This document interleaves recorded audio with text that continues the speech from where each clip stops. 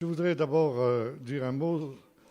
C'est effectivement très volontiers que j'ai laissé cette première partie à notre ami Jean-Pierre Dickès, parce que je pensais que le sujet qu'il avait à nous présenter était véritablement essentiel. En fait, nous sommes ici confrontés avec le plus grand danger qui menace l'humanité dans le temps dans lequel nous vivons, et qui, comme j'ai essayé de le démontrer la dernière fois quand j'ai parlé de ces choses, est un des signes incontestables des choses dernières. Et tout à l'heure, quand je m'entretenais avec notre ami, je lui ai posé cette question. C'est donc ici un esprit qui est totalement anti-chrétien. Il m'a dit oui. Donc, essentiellement un esprit antichrist. Il m'a dit oui. Et en fait, effectivement, nous sommes en train ici de vivre une véritable révolution dans l'histoire de l'humanité qui est absolument sans précédent dans notre histoire. À côté de cette révolution que nous sommes en train de vivre, parce que c'est, comme vous avez pu le constater, c'est pas demain, c'est quelque chose qui se fait maintenant. Et cette révolution, elle est sans commune mesure avec les grandes révolutions que fut la Révolution française ou que fut la Révolution russe du temps du marxisme. Ce sont de petits épisodes à côté de ce que nous sommes en train de vivre. Le problème, c'est que, comme c'est souvent le cas, quand nous vivons une révolution qui n'est pas véritablement une révolution violente, c'est quelque chose qui se fait soft, d'une manière douce, et donc on ne s'en rend pas compte. Vous savez, je parlais la dernière fois de cela, c'est la cuisson du homard. On commence à mettre le homard dans de l'eau froide, on commence à augmenter la température, et plus la température augmente, et plus le homard se sent bien, parce que c'est de l'eau qui est de plus en plus chaude, et puis ça monte, ça monte, ça monte, et quand l'eau devient trop chaude et que le homard commence à se sentir mal à l'aise, c'est trop tard, il est pris au piège et il ne peut plus s'en sortir. La révolution que nous sommes en train de vivre est exactement celle-là. Et je disais tout à l'heure à notre ami, le problème c'est que bien des chrétiens ne se rendent absolument pas compte de ce que nous sommes en train de vivre. C'est un petit peu comme le Titanic qui est en train de couler corps et biens, mais à part ça, Madame la Marquise, tout va très bien. Et quand malheureusement les choses seront avancées, je crois qu'on ne s'en rendra pas encore compte, et ce sera trop tard, et c'est pourquoi j'ai tenu à ce que notre ami puisse intervenir comme il l'a fait. Voilà, nous allons maintenant passer à ce qui est notre sujet, à savoir donc les pays du Proche-Orient à la lumière des prophéties. Nous avons vécu depuis un certain temps maintenant un événement qui a fait beaucoup de bruit. C'est la reconnaissance de Jérusalem comme capitale d'Israël par les États-Unis. Et cet événement a eu en effet un certain retentissement, et c'est quelque chose qui est aussi d'une certaine manière prophétisé. Et je voudrais lire un texte justement où il est question de ces choses. C'est dans le livre 62 du livre du prophète Ésaïe. Vous savez que la Torah et les prophètes, la Torah ce sont les 5 premiers livres de Moïse, et les prophètes évidemment c'est tout ce qui suit, en dehors de ce qu'on appelle les écrits, les psaumes, proverbes, etc. Et la Torah est divisée en 56 sections dont on lit qu'on lit à chaque semaine, chaque Shabbat. Cette semaine, il est question de la paracha, ça s'appelle Toldot, et donc c'est dans le livre de la Genèse. Et à la paracha de la semaine correspond une haftara, c'est-à-dire une lecture du texte des prophètes. Et ici, nous avons dans le texte d'Ésaïe que je vais vous lire, 2 chapitres. Les chapitres, enfin même 3 chapitres, 61, 62, 63, qui sont lus, non pas en ce moment, à une autre période de l'année, mais qui forment un tout. Et c'est ce tout, justement, qui est ici très intéressant, de faire le rapprochement entre ce qui s'est passé ces derniers temps quand l'ambassade des États-Unis a été transférée à Jérusalem, et puis la suite de ce récit. Très rapidement, je lis simplement quelques versets dans le chapitre 62, À cause de Sion, je ne me tairai pas. À cause de Jérusalem, je n'aurai pas de cesse. Que sa justice paraisse comme l'aurore et son salut comme un flambeau qu'on allume. Alors les nations verront ta justice et tous les rois ta gloire. On t'appellera d'un nom nouveau que la bouche de l'Éternel a déterminé. Tu seras une couronne splendide dans la main de l'Éternel, un turban royal dans la paume de ton Dieu. On ne te nommera plus délaissé, on n'appellera plus la terre désolation, on l'appellera Elle est mon plaisir, et en elle la terre sera épousée. Verset 6. Sur tes murs, Jérusalem, j'ai posté des gardes, ils ne doivent jamais se taire, ni jour ni nuit, vous qui faites appel au souvenir de l'Éternel, pas de répit sur vous, pour vous, ne lui laissez aucun répit, jusqu'à ce qu'il rétablisse Jérusalem et en fasse un sujet de louange sur toute la terre. On peut voir dans ces versets une annonce prophétique, effectivement, de ce qui s'est passé, par justement cette reconnaissance d'Israël, de Jérusalem comme la capitale d'Israël par la plus grande des nations. Et c'est un événement qui a eu effectivement un retentissement prophétique. Il est intéressant de noter aussi que cette Haftara, c'est-à-dire cette lecture du livre des prophètes, correspond à la seule paracha, c'est-à-dire la lecture de la Torah, où il est question du retour d'Israël dans son pays au temps de la fin. Tout à l'heure, je viendrai sur la paracha, mais pour le moment, je reste sur la Haftara. Et ensuite, donc ici, il est question de ce rétablissement de Jérusalem, que toutes les nations peuvent voir, qui est une manifestation de la puissance et de la gloire de Dieu au moment où le Seigneur ramène son peuple dans son pays. Et ensuite, nous avons le chapitre 63 de ce même livre d'Ésaïe, dont nous allons lire maintenant les 6 premiers versets. C'est un dialogue entre le prophète et un mystérieux personnage que nous allons essayer d'identifier. Question donc du prophète. Qui est celui qui vient d'Édom, de Botsra, en vêtements de couleur vive et en habit éclatant, se redressant avec fierté dans la plénitude de sa force? Réponse. C'est moi qui parle avec justice, qui ai le pouvoir de sauver. Question.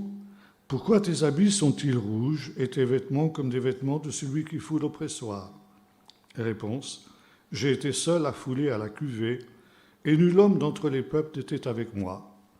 Je les ai foulés dans ma colère, je les ai écrasés dans ma fureur, leur sang a jailli sur mes vêtements, j'en ai taché tous mes habits, car un jour de vengeance était dans mon cœur, et l'année de mes rachetés était venue. Je regardais, personne pour m'aider. J'étais désolé, et personne pour me soutenir. Alors mon bras m'est venu en aide, ma fureur m'a servi de soutien. J'ai foulé des peuples dans ma colère, je les ai rendus ivres dans ma fureur, et j'ai répandu leur sang sur la terre. Voilà ici une prophétie très étonnante, très étrange, qui suit justement ce texte qui est positif, qui parle justement du rétablissement d'Israël. Et juste après ce rétablissement d'Israël et de Jérusalem, qui devient un signe pour toutes les nations, il y a une sorte de drame, parce qu'on voit bien, en lisant ce texte d'Ésaïe 63, que nous sommes dans le contexte d'un événement dramatique. Et donc ici, ce dialogue étonnant entre le prophète et ce personnage. Ce personnage, quand nous avons lu tout à l'heure le texte, il est évident qu'il s'agit d'un guerrier. Il revient couvert de sang et lui-même dit qu'il revient de la bataille. Et ce qui est encore plus surprenant, c'est que ce personnage, ce guerrier, il revient d'une bataille qu'il a menée seul contre l'ensemble des peuples. Comment est-il possible qu'un seul homme triomphe d'une multitude de peuples, parce que c'est de cela qu'il s'agit? Non seulement il a mené seul cette bataille, mais en plus de cela, il en revient vainqueur.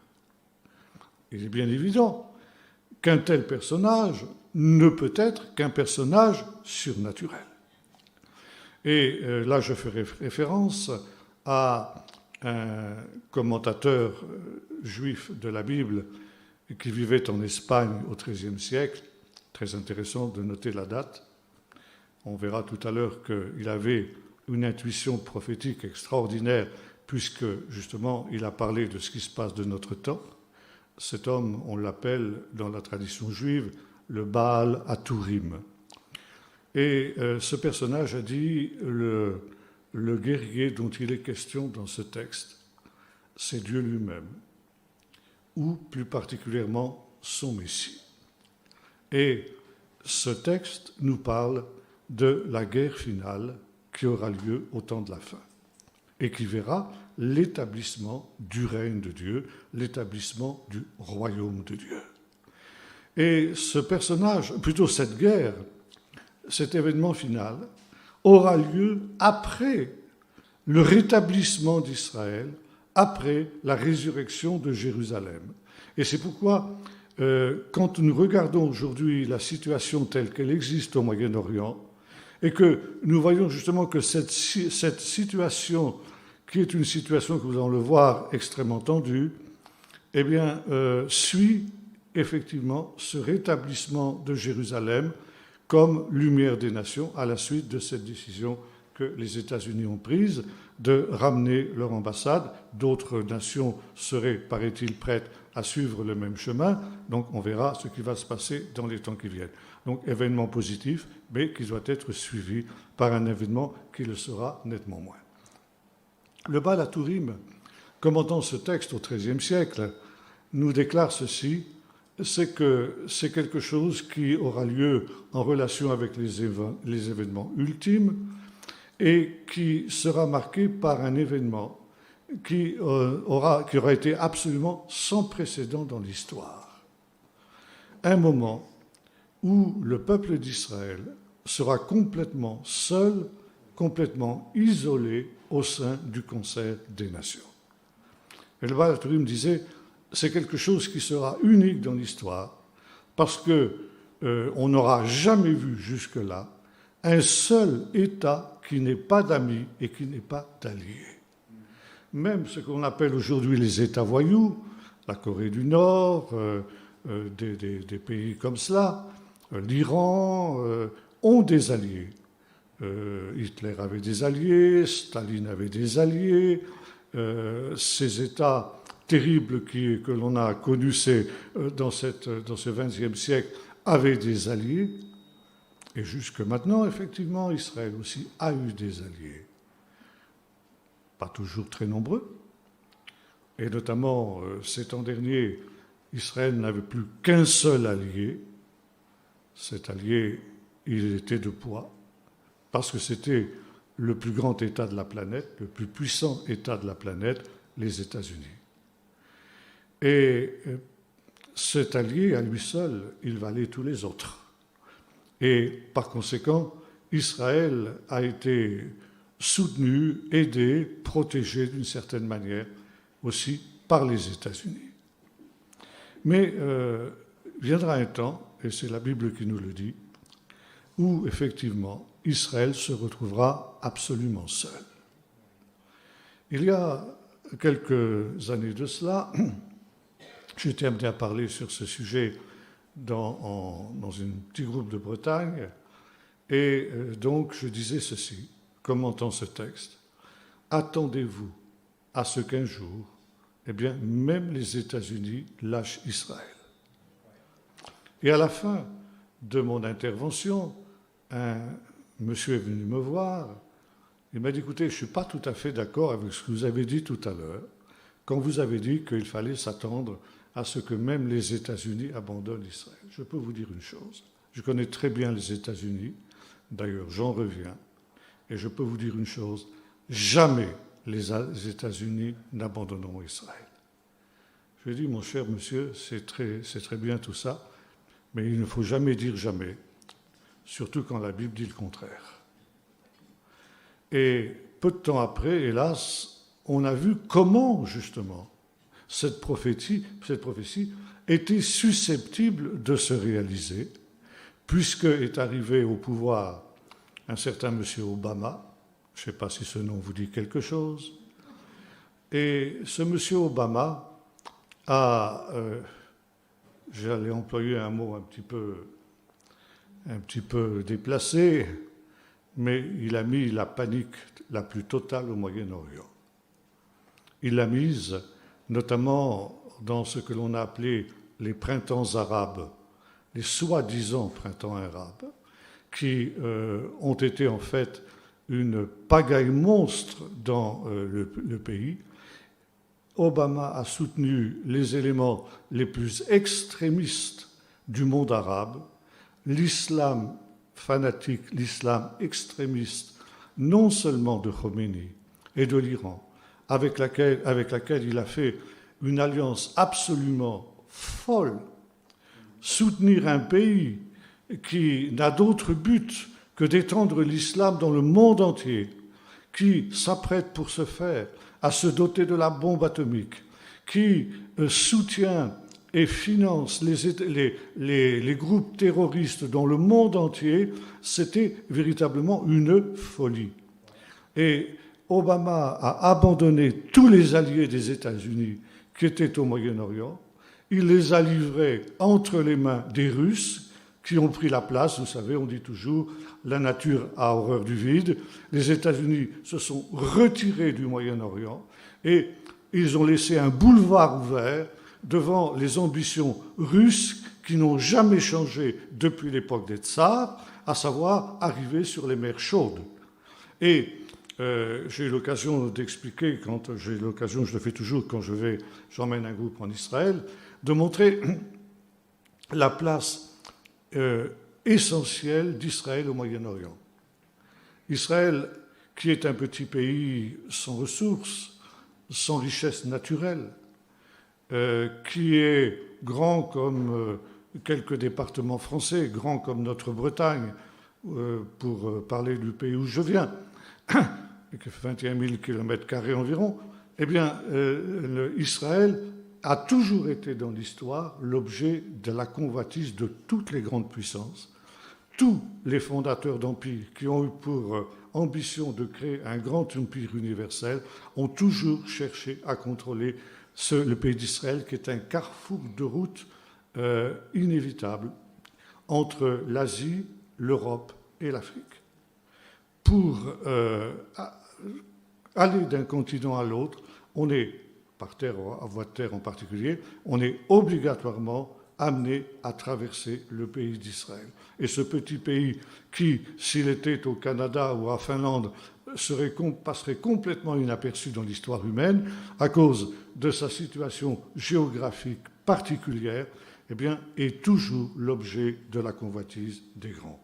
Ça a été le cas pendant la guerre froide, où les États-Unis et l'URSS se disputaient justement le contrôle de ce pays, mais bien sûr, depuis la fin de la guerre froide, on pensait que cette querelle était terminée, alors qu'effectivement, maintenant, Israël redevient ce centre du monde, ce point névralgique. C'était Rudyard Kipling, le grand homme d'État et homme de lettres britannique du XIXe siècle, qui disait ceci: la Palestine, on l'appelait comme ça à l'époque, c'est la boucle du ceinturon qui enserre le monde.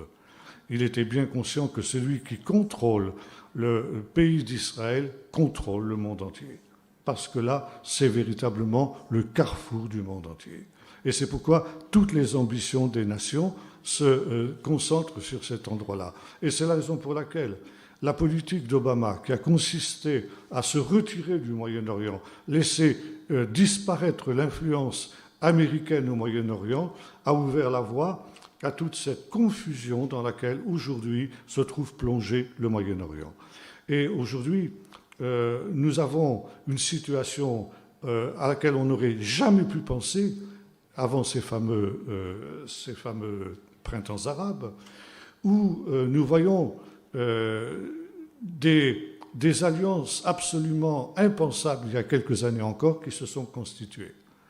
Et vous savez peut-être que le monde arabe, on a eu l'occasion d'en parler quand je vous ai parlé ici des nouvelles lumières que l'on avait sur les origines de l'islam.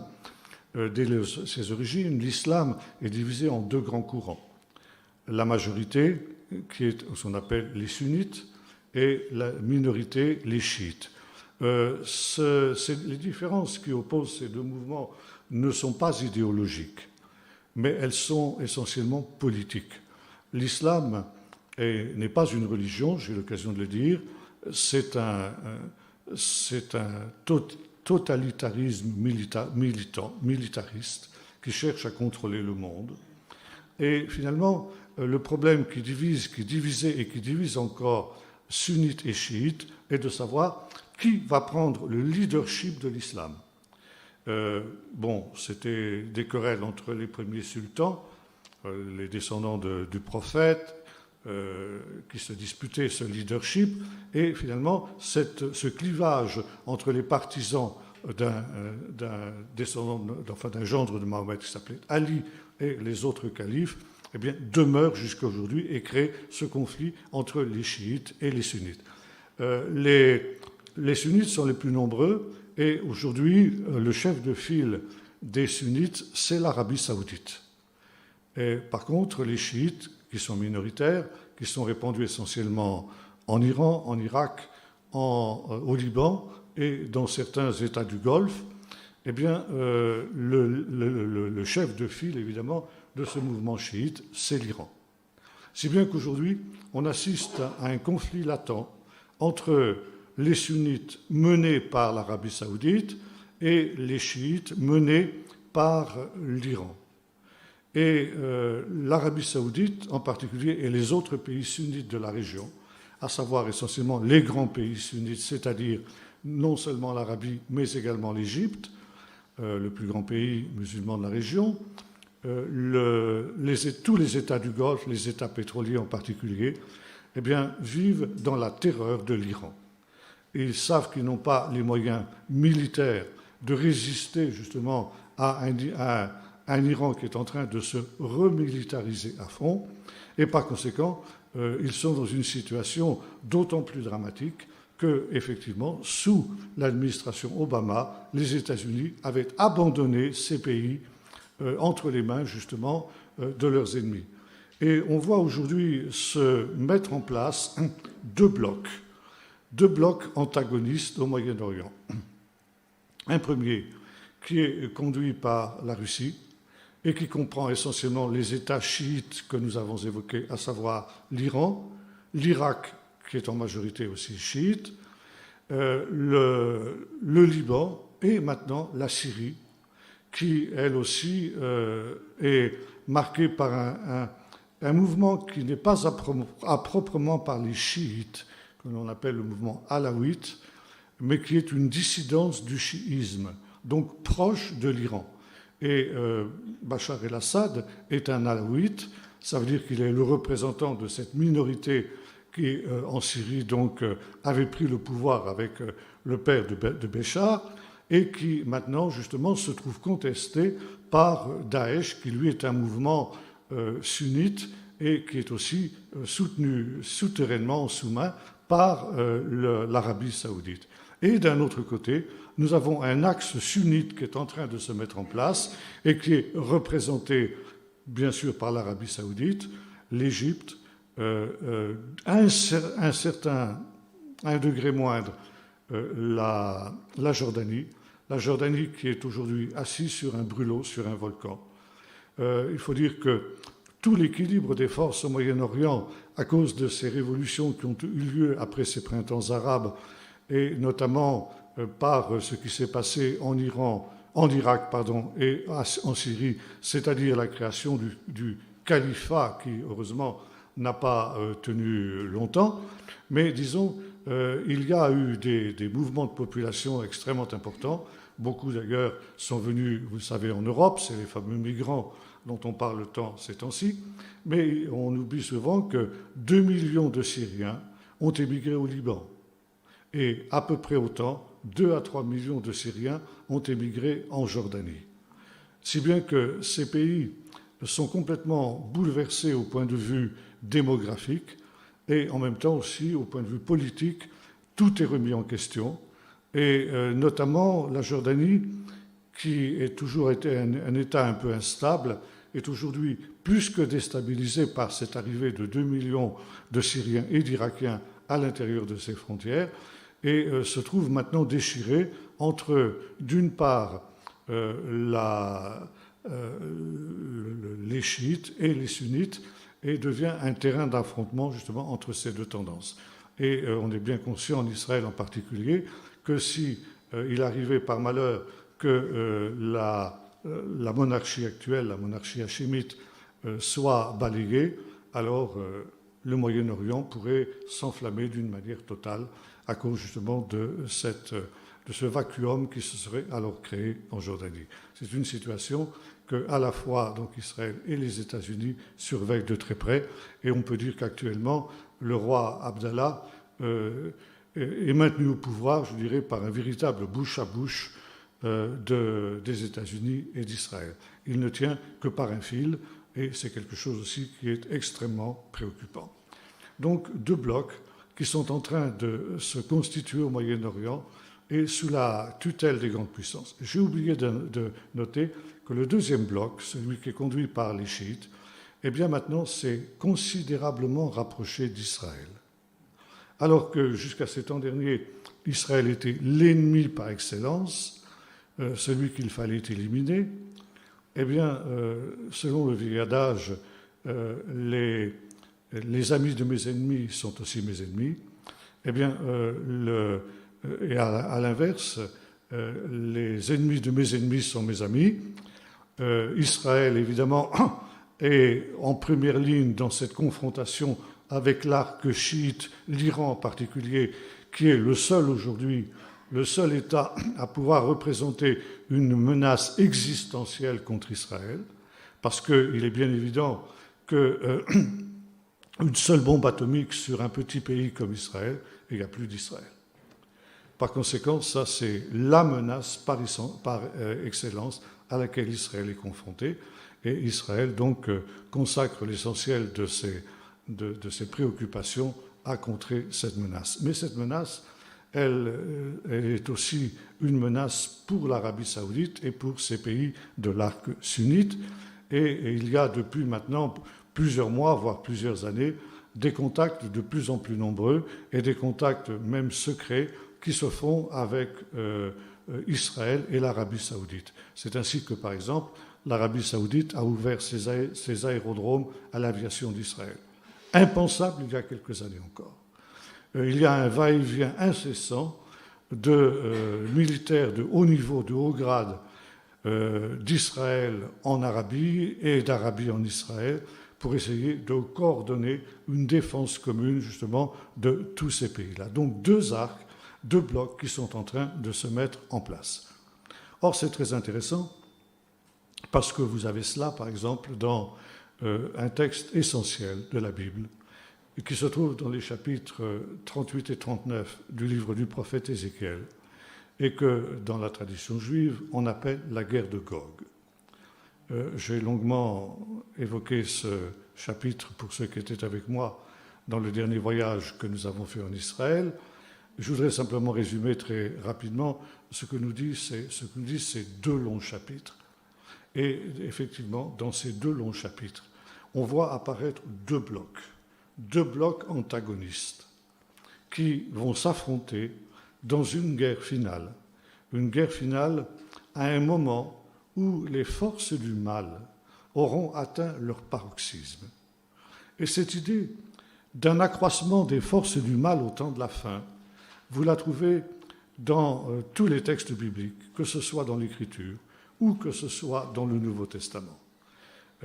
Dans le livre du prophète Daniel en particulier, il est question de ce en hébreu on appelle ça et tsara, ça veut dire un temps de révolte, un temps de détresse, et en grec, donc dans le Nouveau Testament, ça se dit apostasia, ça signifie également révolte, et ça signifie aussi, disons, abandon de la foi de la part de gens qui ont eu la foi et qui volontairement s'en détournent. Cette explosion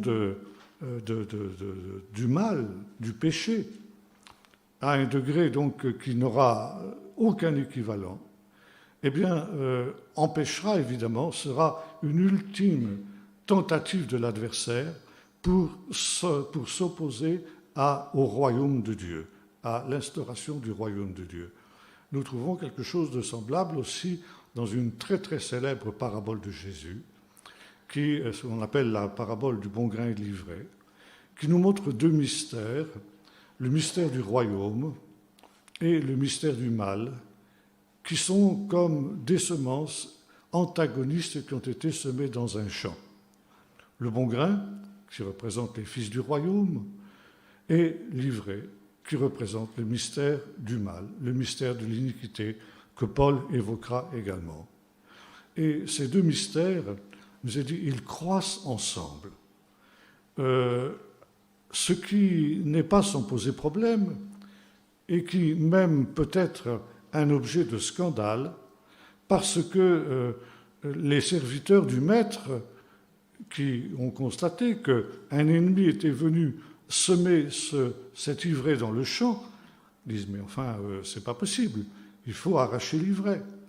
Et le maître du champ répond « non, parce qu'en arrachant l'ivraie, vous risqueriez aussi d'arracher le bon grain. Laissez-les croître ensemble jusqu'à la moisson ». Et voyez-vous, ça veut dire qu'au temps de la fin, la moisson représente la fin, le temps de l'avènement du royaume de Dieu, deux mystères arrivent à maturité. Le mystère du royaume et le mystère de l'iniquité. Ça veut dire qu'il ne faut pas s'attendre, comme l'ont pensé un certain nombre de philosophes, voire de théologiens, qu'on va aller vers une amélioration morale de plus en plus grande et de plus en plus importante de l'humanité, mais bien au contraire, à une dégénérescence et une décroissance morale de plus en plus intense de l'humanité. Vous retrouvez ça aussi, par exemple, dans le livre du prophète Daniel et dans de nombreux autres textes prophétiques. Ça veut dire que juste avant le temps de la fin, eh bien, l'iniquité arrivera à son comble. Et ça, vous retrouvez ça aussi chez Jésus, quand il parle aussi des choses dernières et des choses de la fin. Par conséquent, c'est quelque chose qui ne doit pas nous étonner. Et finalement, ce que nous a dit notre ami M. Dickès tout à l'heure correspond exactement à cette situation-là. Nous voyons effectivement le mystère de l'iniquité, le mystère du mal, qui atteint maintenant des proportions absolument inconnues jusqu'alors et qui, précisément, sont en quelque sorte ce signal pour l'intervention de Dieu. Et je reviens maintenant sur ce chapitre 38 et 39, ces chapitres 38 et 39 du prophète Ézéchiel, qui nous montrent que cette manifestation du mystère de l'iniquité plutôt son élimination, son éradication est une condition indispensable, sine qua non, de l'établissement du royaume de Dieu.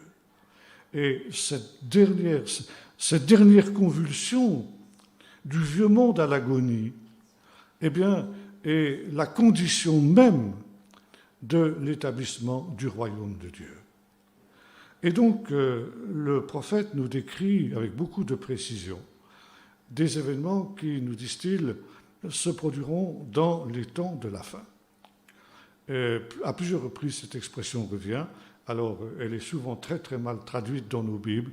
En hébreu, ça se dit « acheret hayamim », que l'on traduit alors en général dans la plupart de nos Bibles par « suite des temps », ce qui ne veut pas dire grand-chose. Mais quand j'ai eu l'occasion de parler avec mes petits-enfants, qui vivent en Israël depuis 10 ans maintenant, et qui parlent hébreu couramment, je leur ai demandé comment traduiriez-vous en français l'expression « acheret hayamim » et tous les trois, dans un même souffle, ils ont répondu « fin des temps ». Donc ici, c'est une prophétie qui manifestement concerne la fin des temps. C'est écrit à plusieurs reprises, noir sur blanc. Et donc nous voyons ici, dans cette prophétie, deux blocs se mettre en place.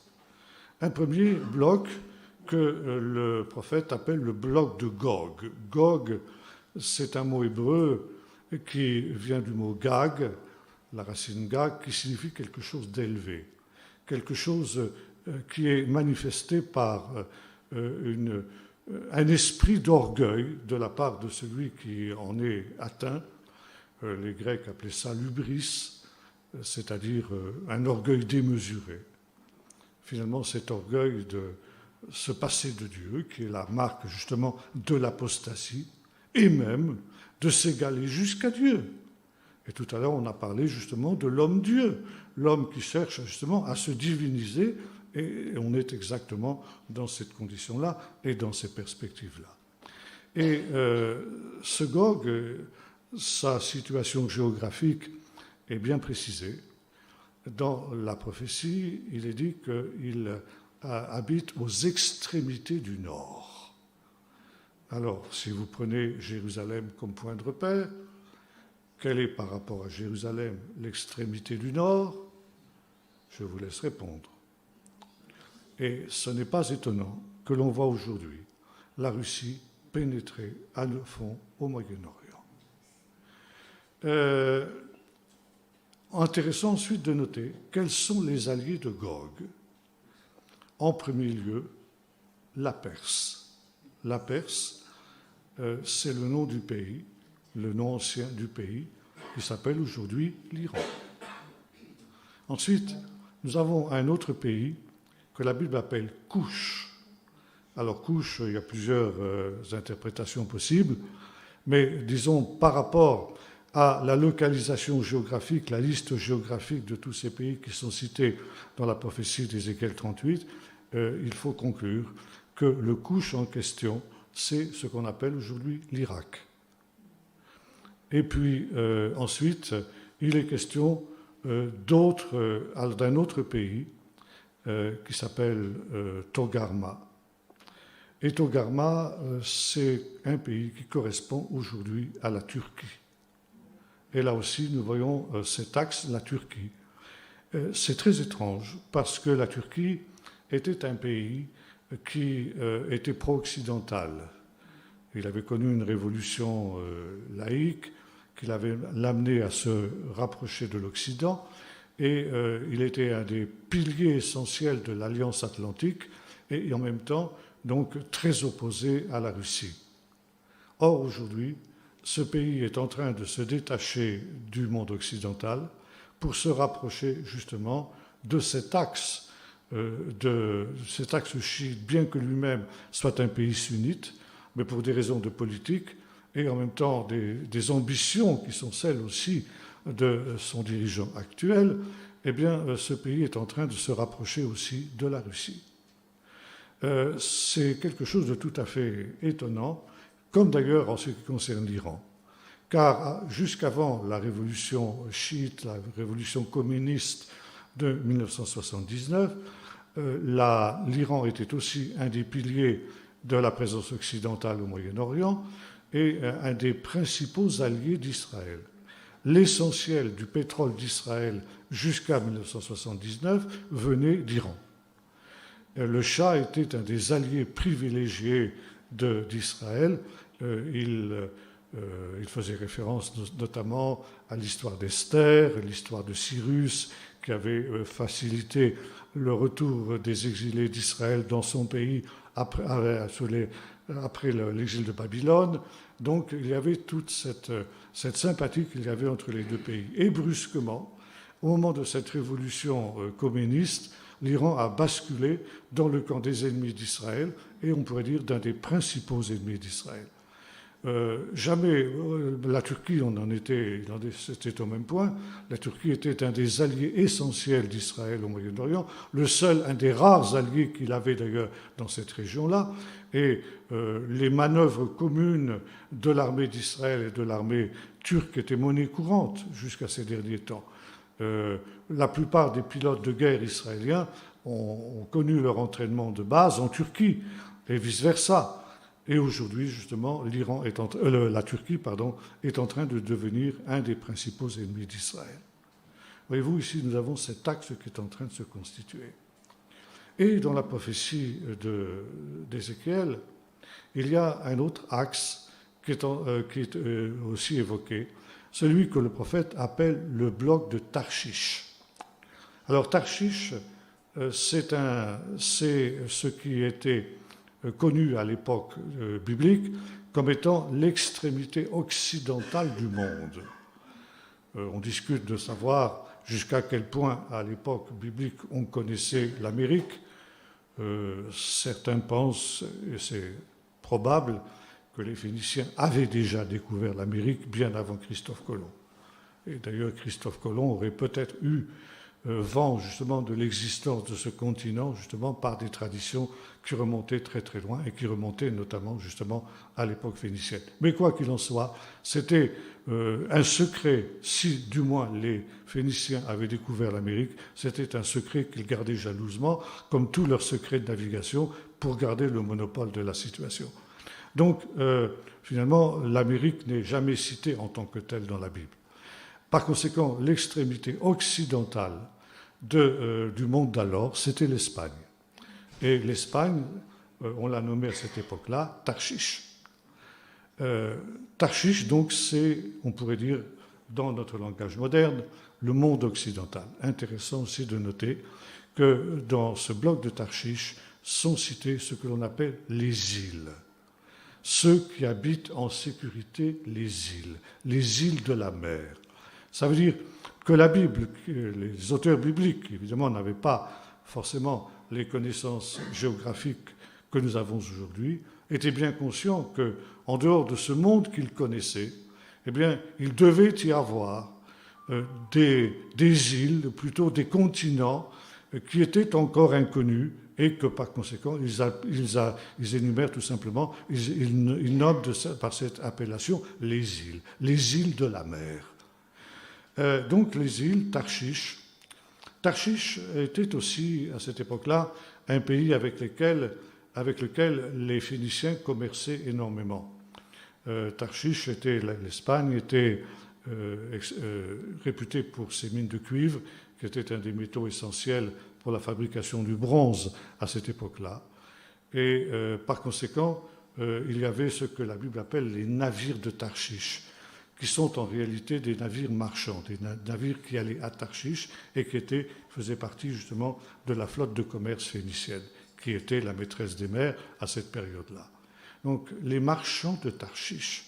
Et c'est intéressant de noter que dans le texte d'Ézéchiel, le bloc de Tarshish est un bloc de marchands. Un bloc qui est surtout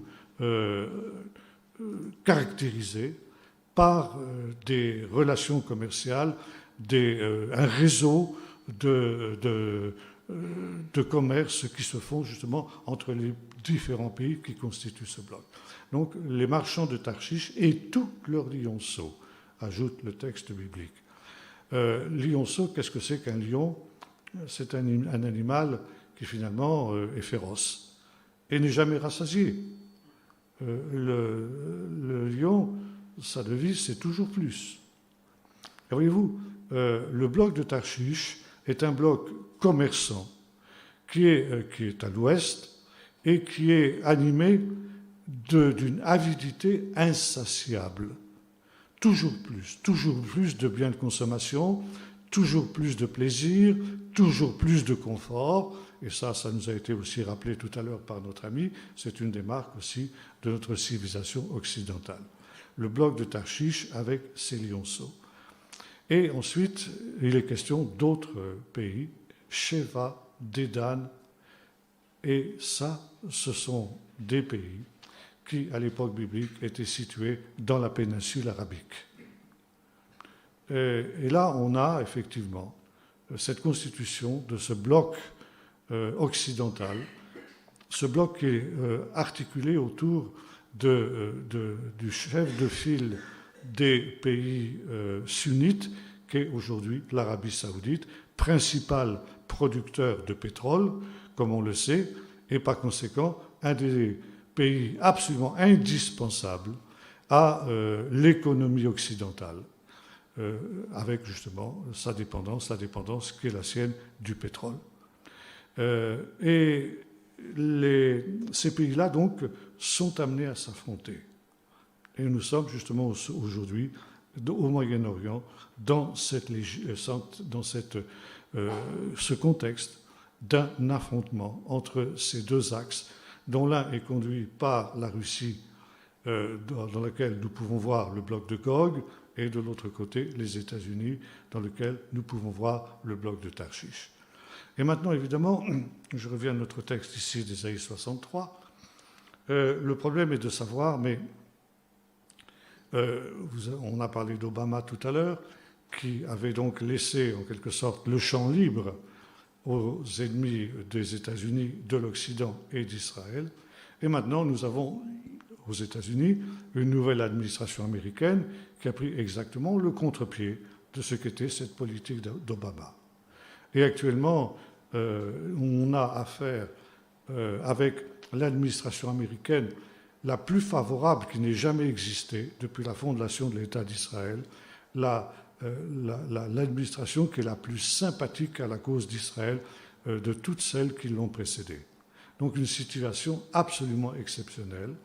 Mais les Israéliens sont bien conscients qu'il n'est pas question de s'endormir sur ces lauriers-là, parce qu'on sait bien que cette administration ne sera pas éternelle, qu'un jour reviendra au pouvoir l'administration démocrate, qui se radicalise de plus en plus, qui s'aligne de plus en plus sur les positions européennes qui sont marquées justement par tout ce qui est contraire aux valeurs de la Bible, aux valeurs du judéo-christianisme, et que, par conséquent, qui sont en même temps ennemis d'Israël, parce que tout ça, c'est un tout.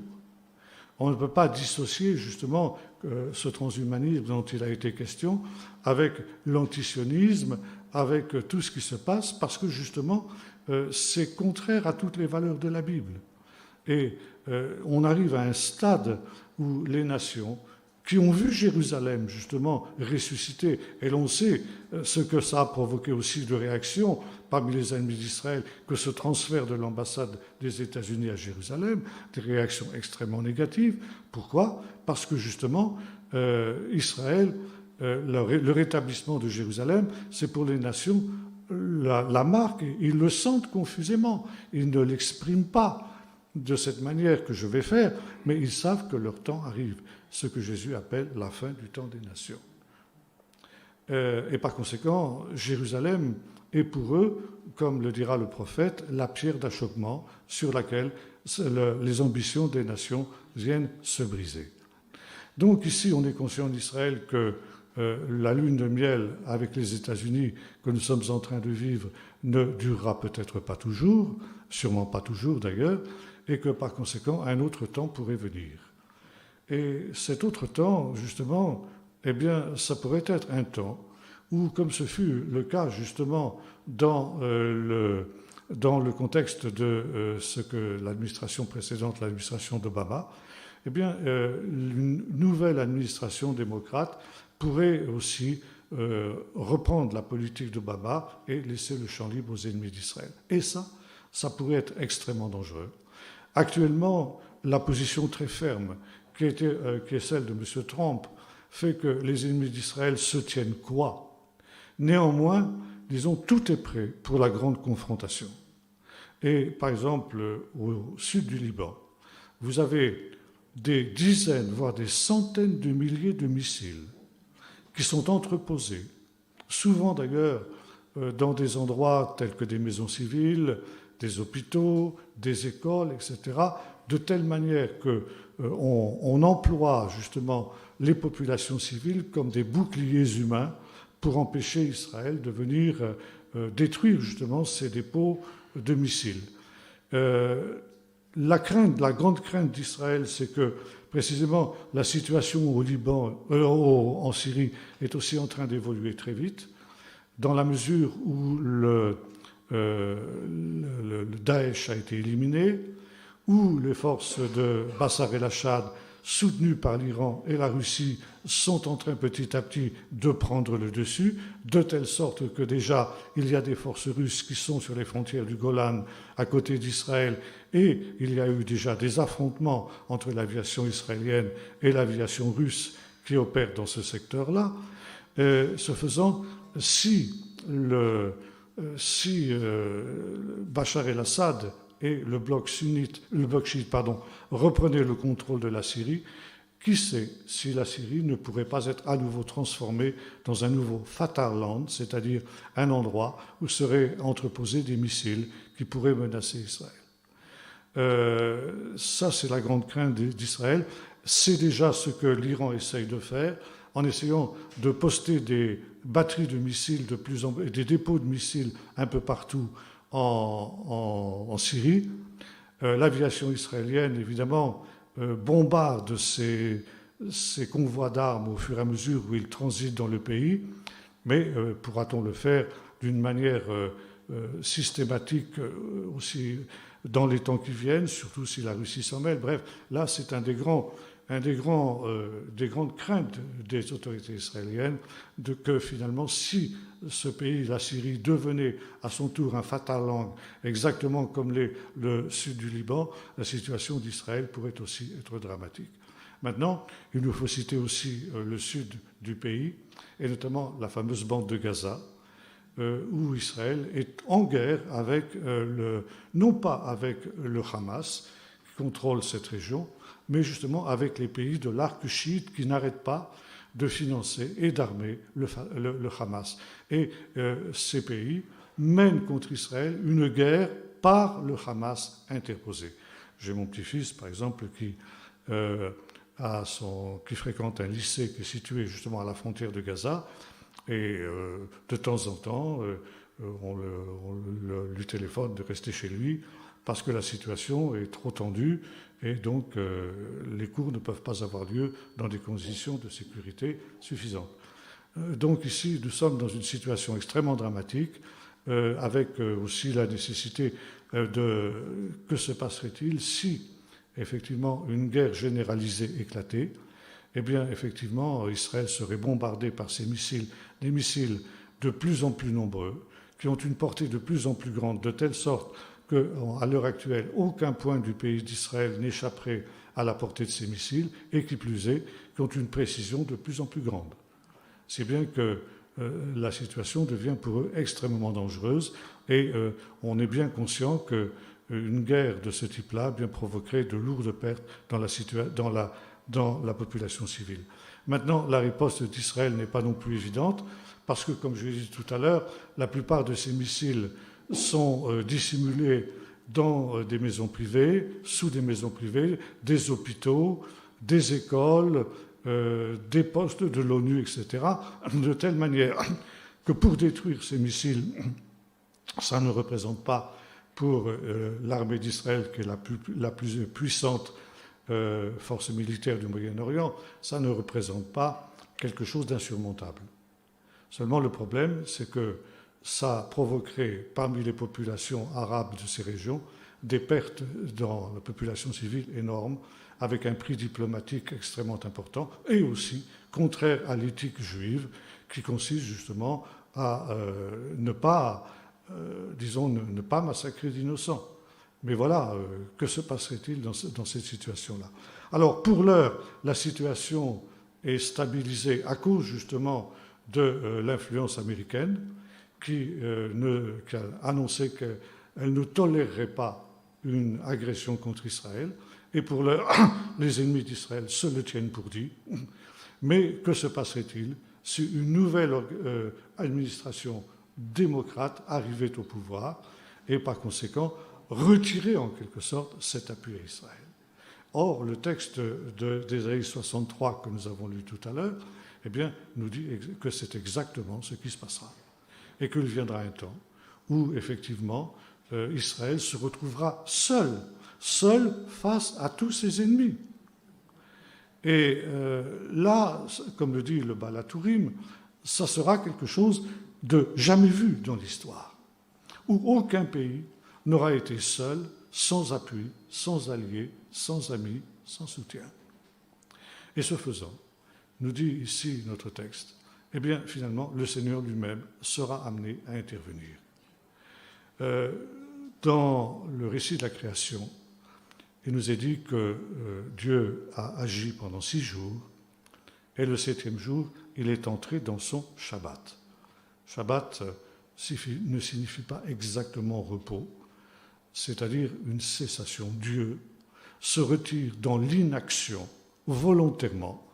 Ce n'est pas qu'il est fatigué par le travail harassant qu'il a fait pendant les 6 jours de la création. Dieu ne se fatigue pas. Mais il décide volontairement de se retirer dans ce Shabbat, dans cette inaction. Pourquoi? Pour laisser la place à l'homme. L'homme auquel il a donné ce premier commandement, qui n'est pas de ne pas manger du fruit, mais qui est « soyez féconds, multipliez, remplissez la terre et assujettissez-la ». Donc Dieu se retire dans son inaction pour laisser place à l'homme, pour que l'homme fasse une histoire. Une histoire, qu'est-ce que c'est qu'une histoire? Eh bien, c'est une série de décisions libres que l'homme prend. Pourquoi? Parce que l'homme est un être libre. Les animaux n'ont pas d'histoire. Ce ne sont pas des êtres libres. Les animaux sont menés, contrôlés par leurs instincts. Si vous prenez un agneau et que vous le mettez en présence d'un loup, vous pouvez facilement vous imaginer ce qui va arriver. Pourquoi? Parce que c'est l'instinct du loup de manger l'agneau. Il n'a pas de libre arbitre. Si tu dis au loup « ne mange pas l'agneau », il le fera quand même, parce que c'est dans son instinct de le faire. L'homme, lui, peut dominer ses instincts. Il peut dominer ses appétits. Et ce faisant, il est un être libre. Et c'est pourquoi seul l'homme a une histoire. Et le chapitre 5 du livre de la Genèse commence par cette expression, Vaele toldot Adam. On traduit par voici la généalogie, voici la postérité, voici la descendance d'Adam. C'est des traductions qui sont parfaitement justes, mais on peut aussi traduire d'une autre manière. Toldot, ça veut dire aussi l'histoire. Adam, ça veut dire l'homme dans son ensemble, c'est-à-dire l'humanité. Et on peut traduire de cette manière suivante, voici l'histoire de l'humanité. Qu'est-ce que la Bible? C'est l'histoire de l'humanité à la lumière du regard de Dieu. Comment Dieu voit l'histoire de l'humanité, c'est ça la Bible. Or, donc, Dieu laisse libre l'homme pour qu'il construise l'histoire, pour qu'il fasse une histoire. Cette histoire, elle sera jugée au temps de la fin. Et finalement, Dieu va faire un tri dans les événements de cette histoire entre ce qu'il estime bon et ce qu'il estime mauvais. Ce qu'il estime bon demeurera pour l'éternité. Ce qu'il estime mauvais disparaîtra. Et voyez-vous, l'histoire marche vers un terme que Dieu lui a assigné. Et ce terme, justement, il est celui que j'évoquais tout à l'heure, celui où le mal aura atteint son paroxysme, et où l'homme, par sa folie, par son orgueil démesuré, eh bien, arrivera à un tel stade où, se prenant pour Dieu, comme on l'a dit tout à l'heure, eh bien, il menacera de s'auto-détruire. Et ça aussi, ça nous a été rappelé tout à l'heure. Et pour empêcher cette autodestruction de l'homme, Dieu va être obligé de sortir de son Shabbat et de venir justement effectuer une autre révolution bien plus grande. Et là, nous retrouvons justement ici notre texte. Quand Israël est isolé, quand Israël est seul, quand Israël n'a plus d'appui, plus d'amis, et Dieu s'étonne, nous avons lu dans le texte tout à l'heure, je m'étonne de ce que personne ne vienne au secours de mon peuple. Alors pour empêcher sa destruction, et partant celle de l'humanité tout entière, bien moi je suis obligé d'intervenir. Et Dieu sort de ce Shabbat, Dieu sort de ce repos dans lequel il s'est enfermé le 6e jour de la création, et il va intervenir pour éliminer justement ces forces du mal et pour ne garder de cette histoire humaine dont j'ai parlé tout à l'heure, que ce qui est positif. Et voyez-vous, c'est quelque chose, c'est une notion très très importante, c'est ce qu'on traduit en général par le jugement. Jugement dernier, on dit dans la tradition chrétienne. En grec, jugement se dit krisis, d'où le mot crise en français. Qu'est-ce que ça veut dire krisis en grec? Ça veut dire finalement un tri, un partage. Et finalement, quand j'évoquais tout à l'heure la parabole du bon grain et de l'ivraie, eh bien, nous voyons que c'est ce qui se passe au temps de la fin. quand le mal a atteint ce paroxysme, eh bien, le temps de la moisson est arrivé. Et jusque-là, le maître du champ a laissé le bon grain et l'ivraie grandir ensemble. Mais maintenant est arrivé un stade où ça n'est plus possible. Et la faucille est mise à la moisson est coupée, et le grand tri a lieu. Ce grand tri, vous le retrouvez aussi dans une prophétie de Jean-Baptiste, quand, annonçant justement ces temps, il dit du Messie, « Il a son vanne à la main, il nettoiera son aire, il engrangera le bon grain dans les greniers, mais il brûlera la paille dans un feu qui ne s'éteindra pas. » Et voyez-vous, c'est ça ce jugement, c'est ce grand tri entre ce qui va être jugé par Dieu digne d'entrer dans son royaume, et puis finalement ce qui va être éliminé. Et évidemment, le risque, c'est que ceux qui ont pris le parti du mal, ceux qui ont choisi la révolte contre Dieu, eh bien, risquent aussi d'être éliminés avec le mal. Et c'est justement en cela que la Bible nous avertit, disant, attention, choisissez bien votre camp, parce que si vous misez sur le mauvais camp, quand le temps du triage arrivera, eh bien, vous risquez aussi d'être éliminé. Et voyez-vous, c'est exactement ce que nous dit ici notre texte. Je voudrais citer peut-être aussi une autre parabole, qui est la parabole du filet. J'en ai parlé avec ceux qui étaient en Israël. Un filet qui est jeté dans la mer, bon, ça on en a parlé, qui finalement ramasse toutes sortes de poissons, de tout. Des poissons alors qu'on appelle en hébreu kasher, c'est-à-dire des poissons qui ont des écailles et qui ont des nageoires, et qui sont les seuls que les Juifs aient le droit de consommer, et puis d'autres poissons qui sont dépourvus de ces attributs-là, et qui, eux, ne sont pas comestibles. Alors on ramasse de tout. Mais quand le filet est retiré sur la terre, on fait le tri entre les bons et les mauvais poissons. Les bons poissons sont récupérés, les mauvais poissons sont rejetés à la mer. Et Jésus nous dit, il en sera ainsi au temps de la fin. Les anges feront le tri entre justement les justes et les méchants, entre ce qui est bien et ce qui ne l'est pas.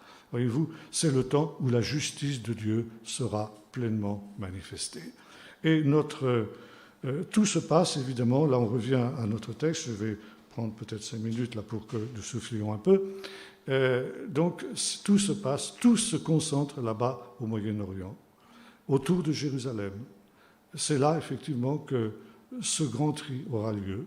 Et finalement, ce que nous voyons se mettre en place aujourd'hui, y compris sur le plan de la géostratégie que j'ai évoqué brièvement, eh bien, sont absolument, ce qui est extraordinaire, c'est que c'est absolument conforme avec justement ce qui est annoncé dans la Bible. Nous voyons justement ces événements qui sont en train, ce puzzle en quelque sorte, qui est en train de se constituer sous nos yeux et qui, au-delà justement de tout ce que nous pouvons, de tout ce qui est la prospective humaine, les analyses des experts, des spécialistes, etc., eh bien, est déjà quelque chose que Dieu avait annoncé et que finalement ceux qui étudiaient la Bible, aussi bien dans le passé, eh bien, ont pu discerner justement que nous sommes en train de vivre exactement ces éléments-là. Bon, je vais m'arrêter 5 minutes ici. Je ne sais pas si vous avez à ce stade déjà quelques questions à poser. Et puis, je continuerai ensuite en revenant à la paracha. Là, j'ai parlé de la Haftara essentiellement. On parlera de la paracha tout à l'heure.